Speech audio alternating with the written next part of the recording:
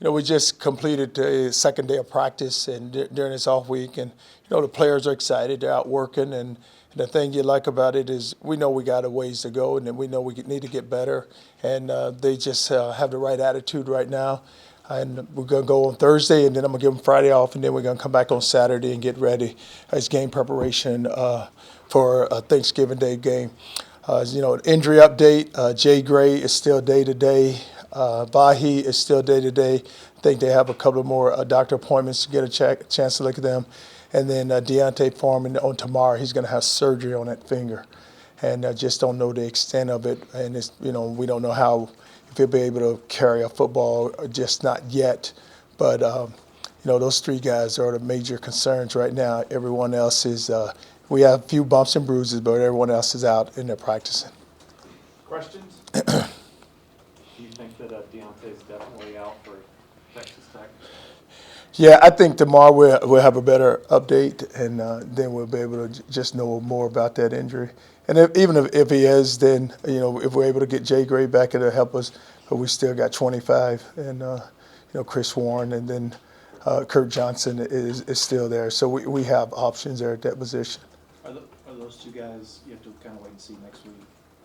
Jay Gray and Vahi? Yeah, what we're going to do is, we didn't want to practice them here these 3 days, and then on Saturday we'll get a really good evaluation, because then that's when we start our game prep. And when we start game prep, then we'll just know exactly where those guys are. And if they're not able to help us, just, Saturday, Rodriguez came in and played very well. And we can move that offensive line around now, because we have enough guys that have played enough where we can just put them in different spots. And where are you smiling? Well, Coach, at the risk of ticking you off, let me ask you about the Miami rumors that are persist out there. Well, it's all a rumor, and I say this: we're here to build a program, and that's why I came here. And I know that we still got a ways to go, and we have great support from our president and also from our AD with Greg and Mike, and they know what the situation is, and we know this, that the coaching staff, everyone's on board, and we know that we got to get things done here, and then you don't just you know what you're up against, and we know what the battle is. And we just got to get better. We haven't, in 2 years we haven't gotten better. We're not where we want to be, and we know that the future is very bright, and we got some outstanding players, and we just got to make sure that they just continue to improve over the next few years. When you have 2 games left and you have one on Thursday and then the next week you got Baylor, what little tweaks can you make to make the team that much better going into a game? Well, what you like to do is, make sure that we play well.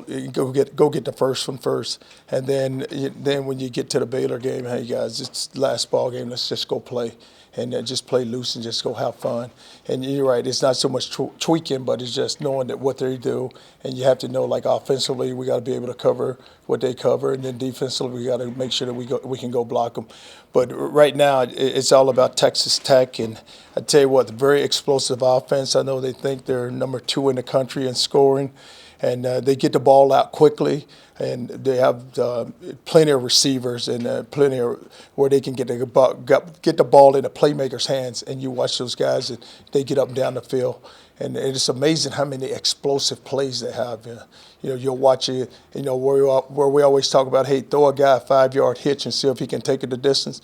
They can take it the distance. They'll make a couple of guys miss, and it's off and running. But Charlie, does it bother you that this Miami stuff just won't go away?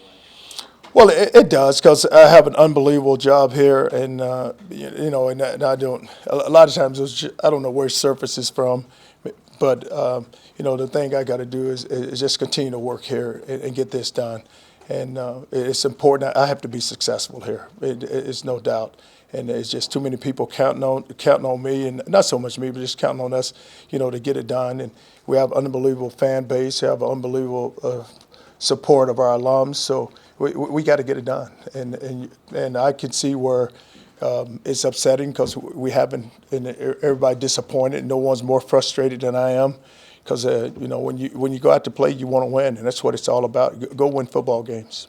Charlie, you knew this was going to be a younger team. Was there any point when you thought that season would end up being this difficult? Well, you don't ever want to think that because you just feel like as a coach you can get guys going and you have enough talent around you where it can happen for you, but it hasn't. And it just, we could have done a better job of coaching, but we still have 2 left, and we need to go play well these next 2 games.